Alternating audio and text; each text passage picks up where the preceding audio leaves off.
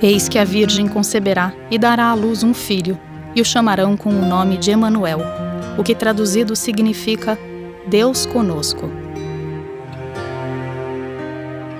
Felizes os que têm fome e sede de justiça, porque serão saciados.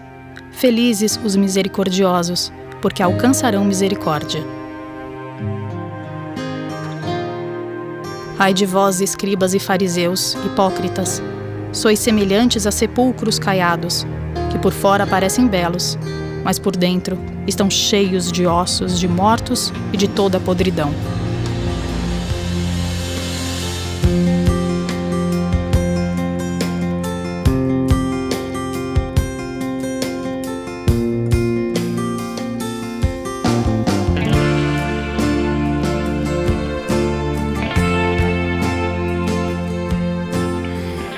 Olá! Muitas vezes já ouvimos esses textos em nossas celebrações, em nossa leitura e em nossa oração pessoal. São frases que aparecem no Evangelho de Mateus. Inclusive, há textos próprios de Mateus que até entram em contradição com os outros evangelhos. Por exemplo, na história do túmulo vazio. Em Mateus aparece um anjo, enquanto em Marcos aparece um jovem. Em Lucas já são 2 homens que aparecem diante das mulheres e em João 2 anjos. É importante lembrar que os evangelhos não são biografias de Jesus, mas anúncio. Eles foram escritos há mais de 40 anos após a morte de Jesus, como por exemplo o Evangelho de Marcos, e até 60 anos depois, como é o caso do Evangelho de João. Eles retratam a vivência da comunidade à luz da ressurreição do Senhor Jesus. As comunidades cristãs, com a fé em Jesus Cristo, o Filho de Deus, acolheram, reinterpretaram e transmitiram os principais fatos de Jesus a partir de suas realidades. Por isso, cada evangelho possui textos exclusivos e são diferentes em sua forma de narrar os acontecimentos. Para entender o texto, é fundamental ter algumas informações gerais sobre cada evangelho e responder quem escreveu o texto, o que foi escrito, para quem, quando e onde foi escrito.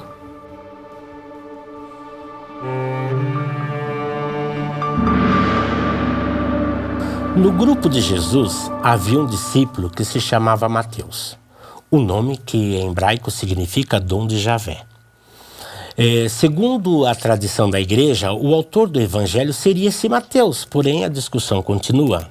A questão do nome do autor não é tão importante, pois antes de sua redação final, os evangelhos foram ensinamentos catequéticos orais e escritos sobre palavras e os atos de Jesus.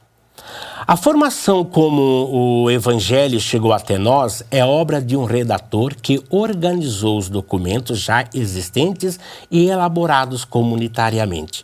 No caso de Mateus, o grupo de redatores seria alguns escribas que recebem destaque e são apresentados como discípulos de Jesus no Evangelho de Mateus. Por exemplo, Mateus, o capítulo 23, no versículo 34, nos diz assim: por isso vos envio profetas, sábios e escribas, os quais estavam convencidos e acreditavam que Jesus era o Messias prometido pelas Escrituras. O Evangelho foi escrito para a comunidade em que vivia o autor, provavelmente na Antioquia da Síria, por volta do ano 85 d.C., no fim do século I. Nesse período, a autoridade judaica, o grupo de fariseus com as sinagogas, começou a intensificar sua perseguição contra os grupos de judeus de tendência e tradições diferentes, especialmente os grupos cristãos da diáspora. Para entender melhor os antecedentes dessas comunidades, é importante relembrar a história.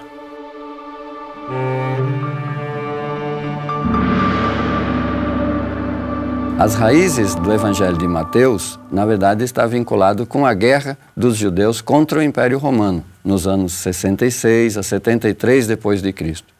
Nessa guerra, Jerusalém, o templo, foram destruídos. E também grupos influentes, como os saduceus, os zelotas, os sicários e os herodianos, esses grupos desapareceram.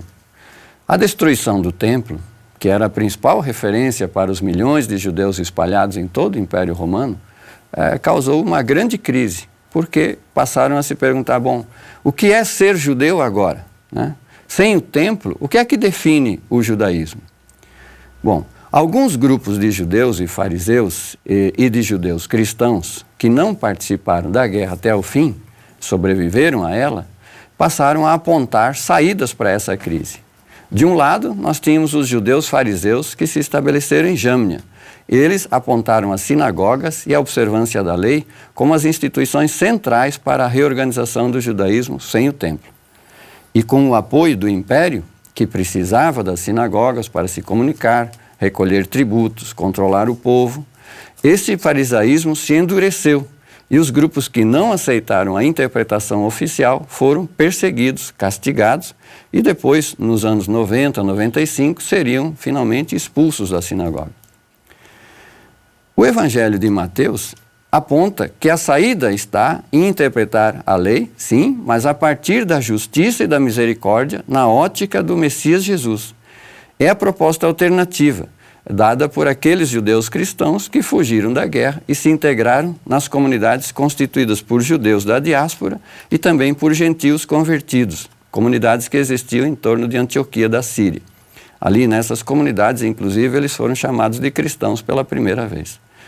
O Evangelho de Mateus foi escrito antes do conflito final que vai acarretar na expulsão, mas bem dentro de todas essas lutas e discussões que precederam a expulsão.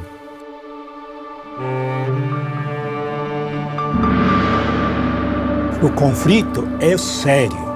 O grupo dos judeus fariseus acreditava que a salvação só aconteceria com a estrita observância da lei, do puro e do impuro. As pessoas que não tinham condição de cumprir todas as exigências da lei eram consideradas impuras e malditas. O número de pessoas impuras e excluídas multiplicava, doentes, pobres, estrangeiros. Porém, os judeus cristãos, que também se consideravam o verdadeiro Israel, acolhia os excluídos em seu meio. Eles insistem, Jesus morto na cruz, que é escândalo para os judeus fariseus, é o verdadeiro Messias, Deus conosco, e o mestre da lei baseada na justiça e na misericórdia. E através da palavra e ação de Jesus, os judeus cristãos criticam a sociedade do Império Romano e dos judeus fariseus, baseada no poder que explora e oprime. O conflito também acontecia dentro das comunidades cristãs, em que havia várias formas de seguir a Jesus, como hoje temos diversas correntes no cristianismo, umas mais ligadas à lei e aos rituais mais estruturadas e outras mais proféticas. E havia conflitos dentro e fora das comunidades. Nesses conflitos, algumas perguntas pairavam na cabeça de muitos judeus cristãos. Quem falava verdadeiramente pelo Deus de Israel? Quem entendia e interpretava com exatidão a Torá? Quem estava capacitado para interpretar o passado e conduzir o povo de Deus ao futuro? Quem estava seguindo verdadeiramente a Jesus de Nazaré? A partir dessas indagações, as comunidades de Mateus acolheram e reinterpretaram os principais fatos e palavras de Jesus. A partir desse contexto, produziam suas próprias reflexões para reanimar seus membros e perseverarem no seguimento de Jesus. Assim, o Evangelho de Mateus nasce a partir da resistência de uma pequena comunidade de pessoas fiéis a Jesus, sinal da presença salvadora de Deus e de seu reino.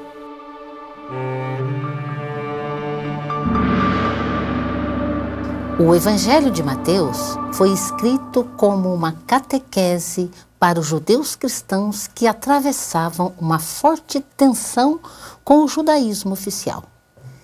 Era um grupo minoritário, frágil, oprimido pelo império e pelas autoridades judaicas.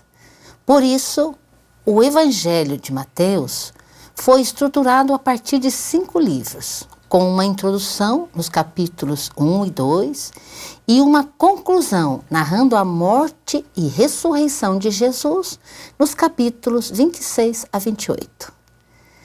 Cada um dos 5 livros traz 2 partes, uma narrativa e um discurso. Ao todo, são 10 partes. É uma forma de Mateus relembrar às comunidades a lei, o Pentateuco, composta com 5 livros, Gênesis, Êxodo, Levítico, Números e Deuteronômio.